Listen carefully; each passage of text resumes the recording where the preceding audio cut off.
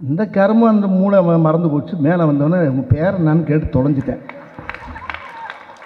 இது வரலாறை விட பெரிய தகராறாக இருக்கும் போல் இருக்குங்க. ஐயா பிறந்த நாள் அன்னைக்கு, முதலமைச்சருடைய பிறந்த அன்னைக்கு இது பெரிய பஞ்சாயத்து ஆயிரும் போல் இருக்குன்னு எனக்கு லேசாக குடலை பிரட்டிச்சு. அப்போ கூட பாருங்க, என்னுடைய பெயர் பர்வீன் சுல்தான், என்னுடைய படிப்பு ஆஹா ஓஹோ ஈஹி ஆ இ ஆ ஆ ரைட்டு. நான் எழுதிக்கிறேன்னா அங்கே எழுதக்கூடாது, இங்கே எழுதணும். அங்கே கூட அது கரெக்டு தானே, பார்த்தீங்களா? இங்கே எழுதுனா அது வந்து வேறு மாதிரி காதல் ஆயிரும்ல, அது தப்பாயிரும். இங்கே எழுதுனா தான் மூளை வாத்தியார் இல்லை. இது வந்து இங்கே சேகரனை என்னை அழைக்கும்போது எனக்கு ஒன்றும் புரியலை. நான் அவர் பேசினப்போ ஏன்னா எத்தனை தடவை என்ன கூப்பிட்டுக்கிட்டு இருக்கேன், வரவே மாட்டேங்கிறேன், கூப்பிடாத ஆளுக்கெல்லாம் போய்கிட்டு இருக்கேன், கூப்பிட்ற ஆளுக்கு வர மாட்டேங்கிறேன்னு ஒரு ஒம்பளுத்தாரு. கூப்பிட்ட ஆளுக்கெல்லாம் போயிருக்கேன், ஆனால் போனேன்னா இவர் அந்த கூப்பிடாத ஆளுக்கெல்லாம் போகிறேன், கூப்பிட்ட ஆளுக்கு வர மாட்டேங்கிறேன்னு சொல்லிட்டு வரார். இன்றைக்கி வந்து பார்க்குறேன், இது ஒரு திருவிழா மாதிரியே இருக்கு பாருங்க. என்ன அழகா ஒரு 2 நிமிஷத்தில் 200 பேர் அப்படியே மனப்பாடம் பண்ணி சொல்கிறாருன்னா அந்த கட்சிக்குள்ளே அந்த எந்த அளவுக்கு உள்ள ஈடுபாடோடு இருக்கார், எப்படி உழைக்கிறாருங்கிறத நான் இந்து அறநிலையத்துறை அமைச்சர் எவ்வளோ பாடுபடுறாருங்கிறத நான் எனக்குள்ள வந்து பார்த்துருக்கேன். ஏற்கனவே பார்ப்பேன் நான். ஐயாவுடைய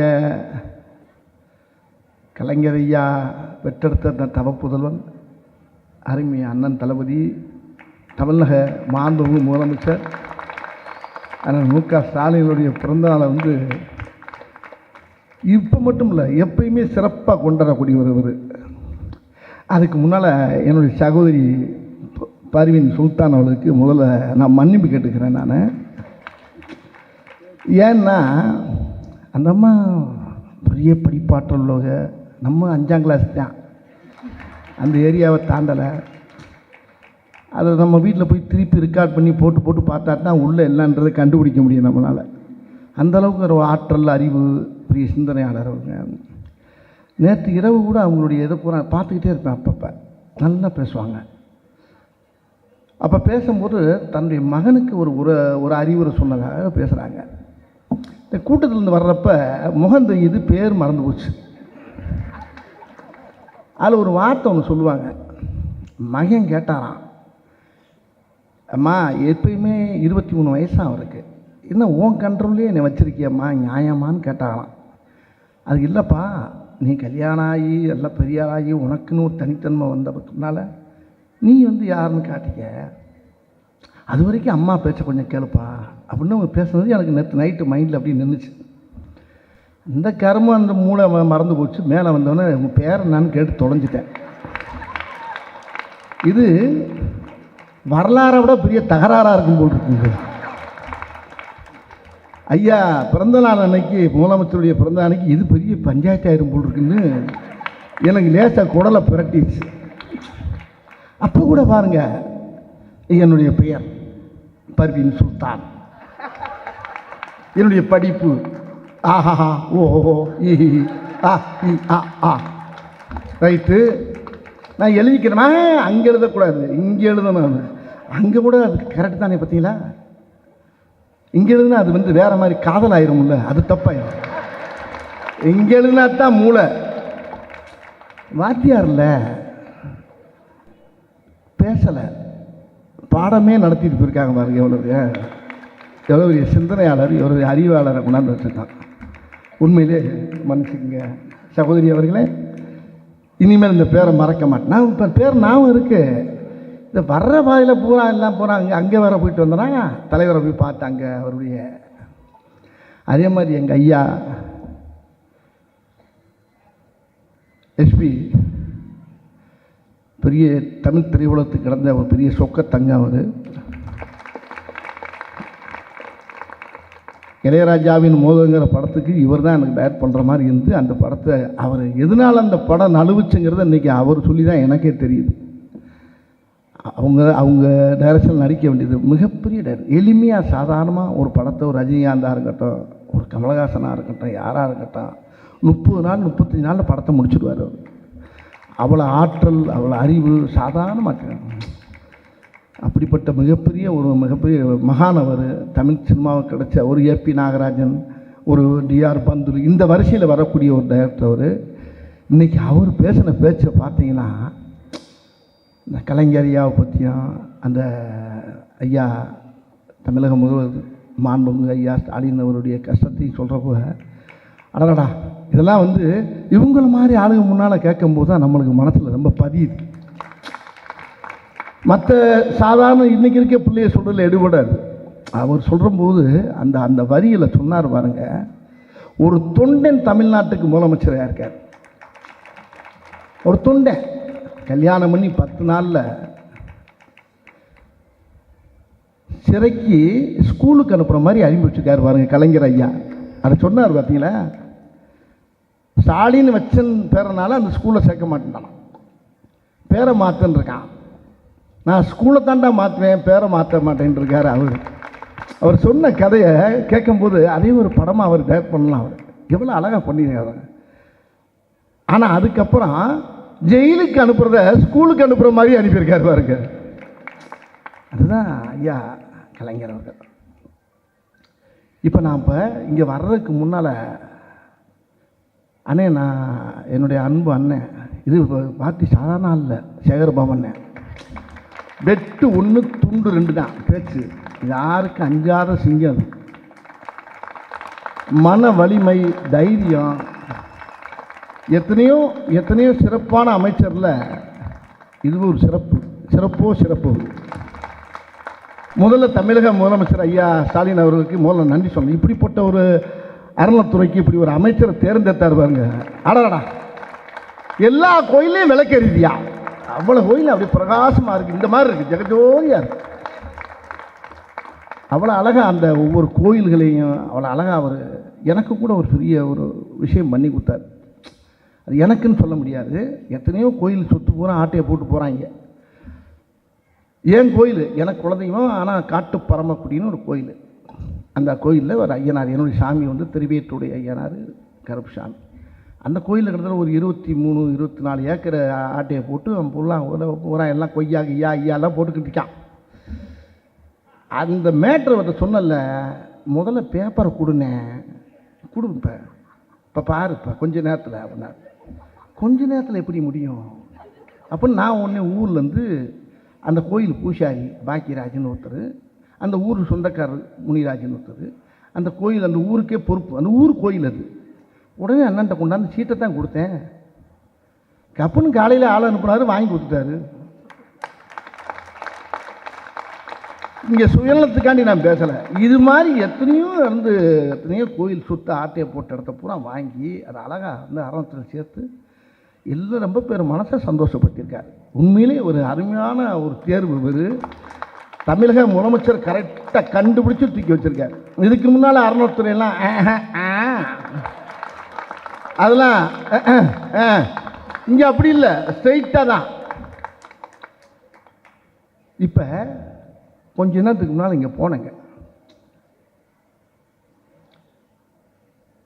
கலைஞர் ஐயாவுடைய மணிமண்டலத்துக்கு போகிறதுக்கு முன்னால் சொன்னேன், அங்கே போயிட்டு நான் இங்கே வரவான்னு கேட்டேன். வாண்ணே, நீ பாட்டுக்கு வா, அங்கே வா, அங்கே ஆள் போட்டிருக்கேன், நீ உள்ளே போயிட்டு இருந்து பந்தோசம் நிறையா கொடுத்தாங்க. உள்ளே போனேன், கூட்டத்தை கட்டுப்படுத்த முடியல. உள்ளே போகிறேங்க, அது சமாதி இல்லைங்க, அது சந்நிதி. திமுக தொண்டன் ஒவ்வொருத்தனுக்கும் அது ஒரு குலதெய்வ கோயில். அது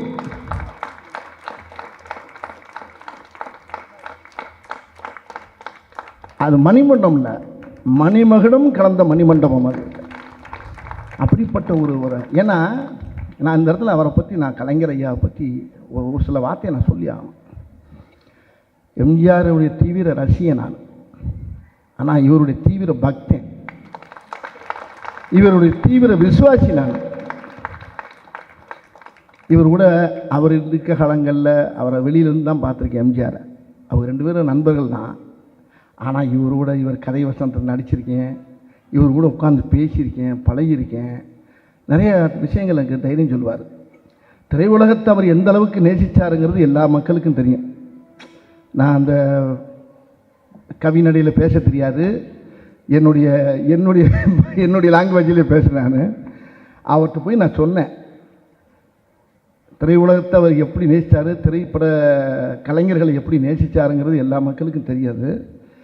ஒரு தடவை 23ஆம் புலிகேசிங்கிற படத்தை ரிலீஸ் பண்ண முடியலை. அப்போ கலைஞர் ஐயாட்ட போயிட்டு ஃபோன் பண்ணி கேட்குறேன், ஐயா சண்முகநாதன்கிட்ட ஃபோன் பண்ணி ஐயா அப்பாட்ட பேசுகிறேன் அப்படின்னு. ஐயாட்ட அப்படின்னா பேசுகிறா என்ன கொடுத்துட்டார். உடனே ஃபோன் போட்டால் உடனே எடுப்பார். எடுத்து அவர்கிட்ட சொன்னேன், ஐயா உங்களை வந்து பார்க்கணும் தலைவரே அப்படின்னேன். என்னடா வடிவேலு, என்ன பிரச்சனை, எதுவும் பிரச்சனையா அப்படின்னார். ஒன்றும் இல்லை, அந்த புலிகேசி படம் ரிலீஸ் பண்ண விட மாட்டேங்கிறாங்க, ராஜா குதிரையில் போகக்கூடாதுங்கிறாங்க, அது ஏதோ புழுக்கு ராசியில் ஏதோ பஞ்சாயத்தான், ராஜா குதிரையில் போகாமல் குவாலிஸ்ல ஆடா போவார்,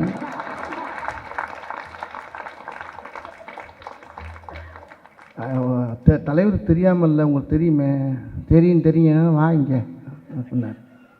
ஒன்று அந்த படத்துடைய தயாரிப்பாளரை கூட்டிகிட்டு அவர் என்கிட்ட சொல்கிறார், தயாரிப்பாளர் 23ஆம் புலிகேசி படத்துடைய தயாரிப்பாளர் என்கிட்ட சொல்கிறார். நான் போனேன், 7 நிமிஷம் தான் டைம் கொடுத்தார். 22 நிமிஷம் அவர் இதுக்காண்டி பேசுகிறாரு.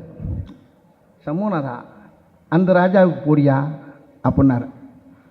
நம்ம ராசாவுக்கு போட சொன்னார். அவர் போட்டவுடனே ஏயோ ராஜா குதிரையில் போகக்கூடாங்கிறாங்களாம் இல்லையா, அது என்னன்னு பார்த்து உடனே இது போகிற மாதிரி ஏற்பாடு பண்ணியா குதிரையில்னார். நீ ராஜா தானே என்று அவரை கலாய்க்கிறார். வச்சுட்டு அதுக்கப்புறமா சொல்கிறார், இப்படி தான்யா ஓ எம்ஜிஆர் அப்படின்னாரு. என்னைய சின்ன வகுத்த கலைக்கிச்சு எனக்கு. ஓ எம்ஜிஆரா, ஓ எம்ஜிஆர் படத்தை அந்த காஞ்சி தலைவர் எழுதுனப்போ இப்படி தான்யா புலிகேசியில் ஒரு பஞ்சாயத்து வந்துச்சு, அப்போ கூட அதில் புலிகேசி மன்னனாக வருவார் எம்ஜிஆர், அது என்னால் பண்ண முடியலை, அப்புறம் அதை தூக்கிட்டோம், அதுக்கப்புறம் இந்த மேட்ரு கண்டிப்பாக அந்த படம் ரிலீஸ் ஆகிடும் அப்படின்னு சொல்லி எங்களுக்கு தைரியம் கொடுத்து ஒரு வாரத்தில் அந்த படத்தை ரிலீஸ் பண்ண வச்சது 23ஆம் புலிகேசி. இம்சை அரசன் 23ஆம் புலிகேசியை ரிலீஸ் பண்ண வச்சது ஐயா டாக்டர் கலைஞர் அவர்கள். அவர் பண்ணலைன்னா அது மார்ச்சரிக்கு போயிருக்கோம், அது நேராக பிறதரைக்கு தான் போயிருக்காங்க. அவர்னால தான் அந்த படம் வெளியே வந்துச்சு, வெற்றி பெற்றுச்சு. அது மட்டும் இல்லை, கலைஞர் சேனலை ஆரம்பிக்கும் போது முதல் அந்த படத்தை அந்த சேனலுக்கு அவர் முதல்ல வாங்கி அந்த ராமநாதன் சார் மூலியமாக அந்த படத்தை நீ சொன்னார். இப்படி அவர்கிட்ட எவ்வளோ விஷயம் இருக்குது. அவர் எப்படி அதான் இப்போ புல்ல போய் பார்த்தேன். திராவிடம்னா என்னான்னு கேட்குறவங்களுக்கு பூரா ஒரே ஒரு தடவை உள்ளே போய் சுற்றி பார்க்கணும். கலைஞருடைய மணிமண்டபம் இருக்க அந்த சன்னதியை சுற்றி பார்த்தா தெரியும். உள்ளே போனால் என்ன ரயிலெல்லாம் போகுது வண்டி, உள்ள காட்சிகளை பார்த்தா இந்த 6ஆம் தேதியிலேருந்து மக்கள்லாம் ஃப்ரீயாக பார்க்கலாமா அதையும் சொன்னாங்க. நான் போய் பார்த்துட்டு கொஞ்ச நேரம் மூச்சு நின்று போச்சு எனக்கு. அவர் வரலாறை பூரா அதில்க்குள்ளே அழகாக அமைச்சிருக்காங்க பாருங்கள். தமிழக முதலமைச்சர் அடரா கண்கொள்ளா காட்சி. அதை பார்க்குறதுக்கு 2 கண்ணுக்கு பத்தாதுங்க, ஒரு மனிதனுக்கு 1000 கண்ணு தேவைப்படும், அவ்வளோ அழகாக இருக்குங்க. இது வரலாற்றில் இப்படி வந்து ஐயாவுக்கு மணிமண்டபத்தை, கலைஞராவுக்கு மணிமண்டபத்தை கட்டுறதுக்கு யாருனாலையுமே முடியாதுங்க. யாருக்கு இந்த வரலாறு கிடையாது. இது எங்கள் ஆத்தா சத்தியமாக உண்மைங்க. அவ்வளோ அருமையாக பிரமாதமாக அதை பண்ணி அவர் பட்ட கஷ்டம், அவர் அண்ணாவை நேசித்தது, அந்த சுவாசம், திருவள்ளுவர் நேசித்த சுவாசம், அந்த காற்று, அவர் பட்ட உழைப்புடைய அந்த வலிமை, அந்த எளிமை, அந்த திறமை அவ்வளோ இருக்குங்க. ஒரு ஆளை அரவணைக்கிறது, அவர் ஒவ்வொரு ஃபோட்டோ அந்த புகைப்படத்தை பார்த்து உள்ள நான் அதுக்குள்ளே இங்கேருந்து ஃபோன் வந்துச்சு, பார்த்தாச்சா இந்த தான் வந்துடுறேன் அந்த உள்ளே பூரா சுற்றி பார்த்து வந்தாங்க. இன்றைக்கி இந்த மேடையில் ஐயாவுடைய தமிழக முதல்வருடைய இந்த நலத்திட்ட உதவிக்கு என்னை அழைச்ச எங்களுடைய அன்பு அண்ணன் ஒரு தைரியமான பிள்ளைங்க. அது ஒரு எதுக்குமே கேள்வி கேட்டால் நறுக்குன்னு தான் பதில் சொல்லுவார். டக்கு டக்கு டக்கு டக்கு டக்கு, இதுதான் சும்மா குழப்பமில்ல. ஆனால் எப்போ பார்க்கலாம் அப்படிலாம் இருக்காது. சாயங்காலம் 6 மணிக்கு இவ்வளோதான் பட்டு பட்டு பட்டு பட்டும் பேசக்கூடிய சேகர்பாபு அண்ணன் இந்த அறநிலைத்துறைக்கு வந்து கிடைச்ச ஒரு பெரிய பொக்கிஷம். இவர் மூலியமாக இன்றைக்கி வந்து முதலமைச்சருடைய நலத்திட்ட உதவிக்கு என்னை அழைச்சதுக்கு, உங்களையெல்லாம் சந்தித்ததுக்கு, உங்களையெல்லாம் பார்த்ததுக்கு ரொம்ப மகிழ்ச்சியாக இருக்குது. அது ஐயா எஸ்பி முத்துராமன் ஐயா மேலையிலேயும் பார்த்தது, ஒரு மிகப்பெரிய சிறப்புலி ஆற்றிய என்னுடைய சகோதரி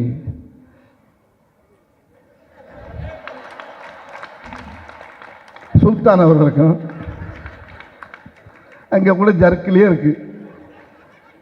ஏதாவது பேசி மிகப்பெரிய அவங்களுடைய பேச்செல்லாம் நான் ரொம்ப ரசிப்பேன் நான். ஏன்னா நம்ம கட்சியில் பேசுறதுக்கா முடியும், எப்படி ஒவ்வொரு வரலாறையும் புட்டு புட்டு வைக்கக்கூடிய ஆள்.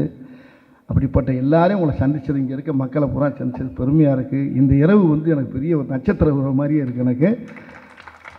ஐயா பல்லாண்டு பல்லாண்டி தமிழக முதலமைச்சர் நீடோடி வாழணும். அவருடைய பிள்ளை இருக்க பாருங்க, மாமன்னன் சொன்னாங்களே, அருமை அண்ணன், அருமை சகோதர விளையாட்டுத்துறை அமைச்சர் உதயநிதி. அது விளையாட்டு பிள்ளையாக இருந்தாலும், அது விளையாட்டாக இருந்தாலும் அலாட்டாக இருக்கும். ரொம்ப ரொம்ப பயங்கரமான ஆள். அவர்கிட்டெல்லாம் பேசியெல்லாம் தப்பிக்க முடியாது. அவன் 1000 பேச்சு பேசுவா, ஒரே வார்த்தையில் ஒரு பதில் சொல்லி போயிடுவார். அப்புறம் ஒரு தைரியசாலி அவர். இன்றைக்கி வந்து இளைஞர்களுக்கெல்லாம் பெரிய ஒரு இதாக கிடச்சிருக்காரு. அதே மாதிரி தமிழக முதலமைச்சர் அவர் வந்து சும்மாலாம் இந்த பதவியில் வந்து உட்காரல. அவர் ஐயா எஸ்பி ஐயா சொன்ன மாதிரி உடம்புல வடுவுகள் 10 நாளில் ஜெயிலுக்கு கொண்டு போய் சித்திரவதை பண்ணி மிஸ்ஸாவில் போட்டு கசைக்கு பிழிஞ்சு தான் வந்து வெளியே வந்தார். அப்படி கஷ்டப்பட்டு உழைச்சவர் தான் இன்றைக்கி நம்ம தமிழ்நாட்டுக்கு முதலமைச்சராக இருக்கார். அவருக்கு தோல்வியே வராதுங்க. இனிமேல் அவர் எப்பயுமே அவர் வெற்றி முகத்தை தான் நம்ம பார்ப்போமே தவிர தோல்வி முகத்தை நம்ம பார்க்க மாட்டோம், பார்க்க முடியாது. அந்த அளவுக்கு மக்கள் மத்தியில் ஒரு சிறப்பான ஒரு முதலமைச்சர் நம்மளுக்கு கிடைச்சிருக்காரு. அவர் நீடோடி பல்லாண்டு பல்லாண்டு வாழணும்னு என்னுடைய குலதெய்வ ஐயனாரை நான் வேண்டிக்கிறேன். எல்லாருக்கும் வணக்கம். உங்களை சந்திச்சதுக்கு ரொம்ப நன்றி நன்றி நன்றி நன்றி. மீண்டும் சந்திக்கிறோம். நன்றி. அப்படியே ஓடுறதுக்கு ரெடியாக இல்லை இல்லை இல்லை.